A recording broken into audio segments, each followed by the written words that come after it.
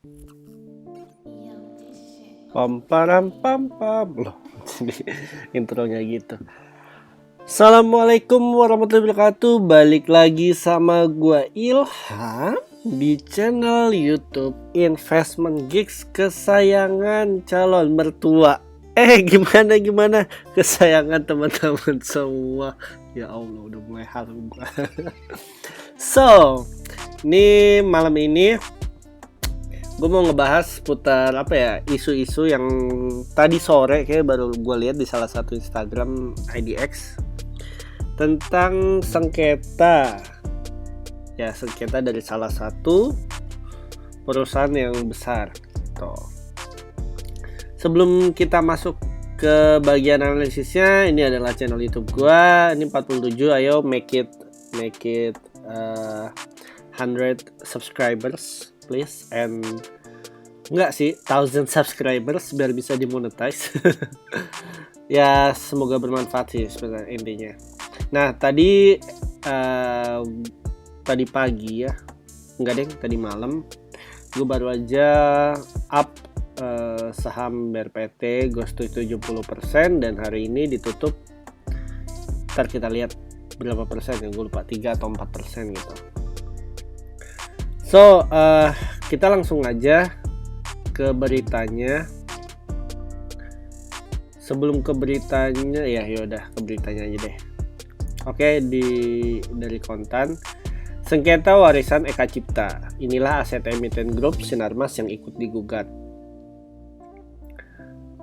Melalui gugatan nomor ini, menggugat 5 saudara tirinya pada 16 Juni 2020 yang lalu. Nah, gue nggak mau fokus masalah gugatannya atau gimana, karena emang itu juga urusan mereka ya. Tapi yang gue mau fokusin adalah perusahaan-perusahaan yang digugat atau perusahaan-perusahaan yang ikut andil lah dalam isu tersebut, dalam kejadian atau fenomena tersebut. Fenomena kah ini? Ya gue nggak tahu, pokoknya intinya kondisi tersebut. Nah, yang pertama ada Sinarmas Agro dengan kode sahamnya SMAR, kedua SMMA, Sinarmas Multiarta, ketiga BESIM, keempat INKP, kelima Tekim, keenam MCOR, ketujuh Games. Ya ini yang ada di udah publik aja ya. Soalnya kan di sini ada beberapa kayak China Renewable Energy Investment Limited, nggak ada kode sahamnya, dan Paper Excellence BV Netherlands juga nggak ada, dan sebagainya macamnya. Apakah dengan kejadian ini dapat mempengaruhi kondisi harga sahamnya atau nilai sahamnya akan menurun atau malah naik? Oke, yuk mari kita lihat. Kita bakal bahas ke 1, 2, 3, 4, 5, 6, 7 ke 7 saham tersebut. Masuk ke trading view gua. Namun sebelum itu kita mau ngebahas dulu nih. Hari ini IHSG ditutup plus 0,29% di 5079.1221. And gimana kondisi besok? Nah, simpelnya sih gini. Ini resisten sangat terdekat ya, oke. And then ini support sangat terdekat. Resistennya 5136 dan supportnya 4850. Secara tren menengah ya, jangka pendek ya lumayan menengah. Kita berharap bahwa besok sekarang tanggal berapa sih? 14 Juli. Besok tanggal 15 atau lusa atau seminggu ini tuh bisa melebihi 5036. Nah, ketika si IHSG atau composite ini bisa menembus 5136, dia akan menuju ke pelaminan. Pelaminan, ya Allah. Kok jadi pelaminan? Fokus. Oke. Dia akan menuju ke, ya Allah, 5721. Maaf. Udah lama sendiri soalnya. Oke, 5721. But Emang sih gue nggak terlalu pedulin banget soal apa yang diberitakan di media, cuman tadi sore pun di Instagramnya IDX bilang kalau Singapura ada isu resesi juga. Nah, Singapura sama Indonesia kan deketan ya. Gue takutnya masyarakat, ya walaupun kondisi ekonomi kita tidak semenarik atau sebaik sebelum pandemi corona ini, gue takutnya bahwa isu ini akan terjadi bahwa Indonesia juga akan mengalami resesi gitu, yang mengakibatkan ekonomi penurunan perkembangan dalam ekonomi Indonesia, serta minat investor untuk investasi di Indonesia juga berkurang, sehingga karena kurangnya minat investor jadi nggak ada investasi dan harga saham-saham perusahaan akan menurun serta mempengaruhi IHSG pula. Ketika proyeksi 5136 ini tidak bisa tertembus atau mental lagi, ya itulah worst case-nya akan menurun sampai pahit-pahitnya ke 3.900 lagi. Tapi gue berdoa sih semoga tidak akan terjadi hal tersebut. Semoga masyarakat dan menteri-menteri serta presiden di Indonesia itu dapat meminimalisir adanya isu-isu resesi, atau jika memang kenyataannya perekonomian kita agak sedikit kurang baik, ya masih ada harapan lah. Terus berharap aja agar Indonesia membaik. Oke, amin. So, jadi ini nembus ke pelaminan. Balik lagi. Oke, kita bahas dulu saham-saham yang pertama yang masuk dalam berita sengketa tersebut. Pertama, Smar. SMAR.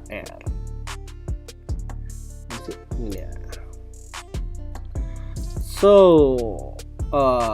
dari pergerakannya teman-teman bisa lihat lah ya volatile-nya gimana. Dia naik hari ini minus 0,30% karena opennya di 3.310. Di sini ya sih minus 0,30%, dan dia sebenarnya juga udah ada di zona resisten. Jadi nggak heran lah kalau misalnya saham Smart ini turun gitu. Supportnya di mana? Zona supportnya dia berada di level 2.700 sampai 2.800. Ya 2.710 sampai 2.800. Apakah baik untuk ditradingkan sekarang? Tidak. Gue bisa bilang tidak gitu. Alasannya kenapa ya? Karena di resisten, jangan maksa lah gitu. Kecuali dia nembus dulu terus retest, ada di sini ada peluang atau indikasi untuk buy, baru buy. Oke, Smart clear. Yang kedua SMMA. Sinarmas Multi Arta. So, what do you think about this stock? Sekarang minus 0,86%. Ya kondisinya gue tidak memilih untuk menganalisis ya, soalnya ya kondisinya juga nggak jelas ini mau kemana. Ya maaf aja, ya emang nggak jelas gitu mau kemana.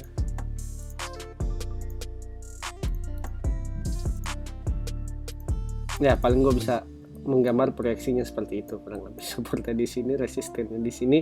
Ketika dia tidak bisa menembus resistennya, dia akan turun dulu segaris lurus terhadap diagonal support atau dynamic support. Kalau misalnya di level sini ada indikasi naik, dia bisa naik gitu. Kalau tidak, ya dia akan jebol, terus retest lagi, itu jebol ke bawah. Oke, clear, sesimpel itu. Next, SMMA. Hari ini dua saham ini turunnya B aja ya, masih di bawah minus 1%. Besim Besim Bang Sinar Emas. Wow.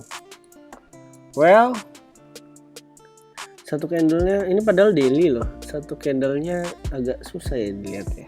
Dia nggak tahu mau kemana dan harganya cukup 510. Ini third liner yang murah. So, mau kemana ini sahamnya?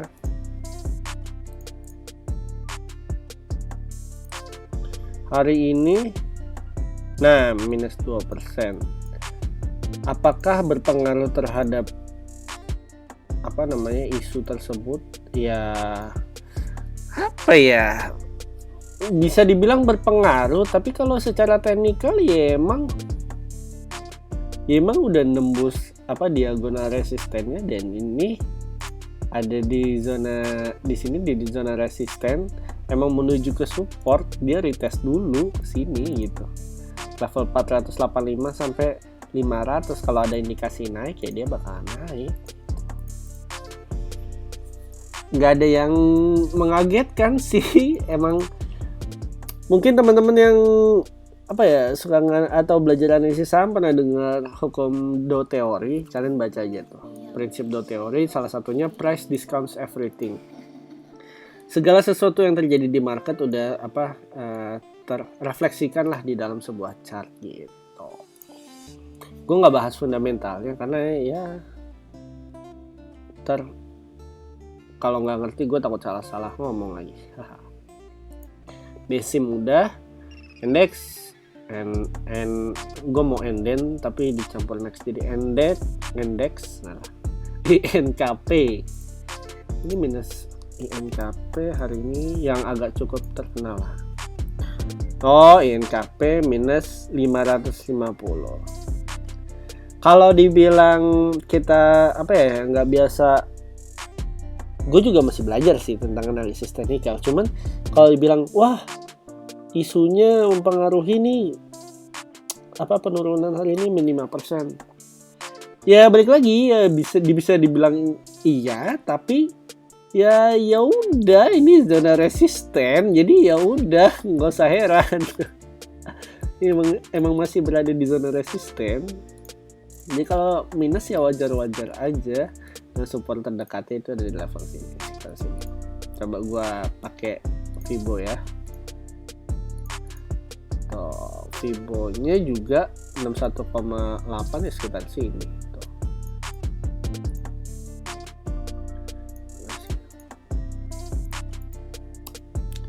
Misalnya mau ngambil INKP di level 6.000 sampai 6.300 ya, kalian lihat aja level-level segini, kalau ada indikasi naik beli gitu.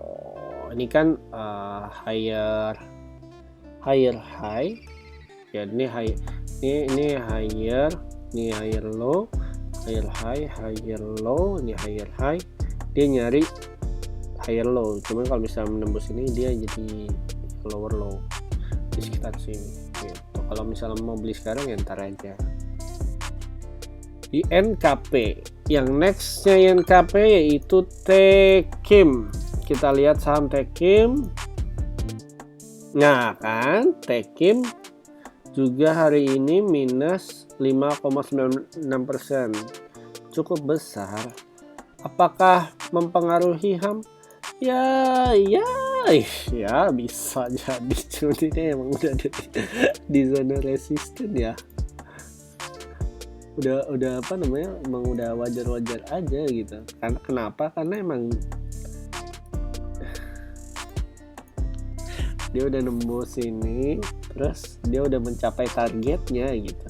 Supportnya sampai mana? Supportnya sampai sini. Oh. Kenapa? Gua ngambilnya di sini. Sebenarnya kalau kita udah terbiasa menggambar zona support dan resisten ya kita lihat aja. Nih tanda satu dia nembus terus mantul di sini di zona support ini. Habis itu kedua dia mau nembus tapi nggak bisa, turun lagi. Habis itu jebol lah support ini jadi resisten. Habis itu dia mau nembus, tapi nggak jebol di resistensi nih. Kalau kita lihat ke belakang, ini sempat kuat. Dia turun lagi, mau coba nembus lagi, tertahan lagi di sini. 1, 2, 3. Habis itu turun lagi, mau coba nembus lagi, nggak bisa jebol lagi. 1, 2, 3, 4. Udah 4 kali kesentuh. Habis itu tembus. Nah, dia mau nembusin resisten yang di sini. Di belakangnya juga ada nih yang kena rejection atau tidak jadi tembus. Ya udah, tinggal supportnya sampai mana? Supportnya sampai zona yang sering tidak bisa ditembus. Ya. Ini ibarat kata nih, ini nih kejadian di sini tuh kayak PDKT, nembak 1, ditolak, deketin lagi, nembak 1, ditolak, terus bucin, habis itu nembak lagi, ditolak. Akhirnya dia nembak di sini diterima gitu kan, diterima. Terus lagi sayang-sayangnya, habis itu di zona ini ada masalah nih gitu. Terus pasangannya bete, ngambek, akhirnya turun. Ya, si pasangannya lagi cari cara nih biar di sini nih udah baikan pasangannya. Jadi tujuannya biar baikan terus makin cinta lagi. Menuju kemana? Biar menuju ke pelaminan. Oke ya, semoga paham lah ya. Paham ininya ya, paham analisis yang gue ceritain ya, bukan paham kondisi gue seperti apa ya. Oke, Tekim. Next, abis Tekim, Mcor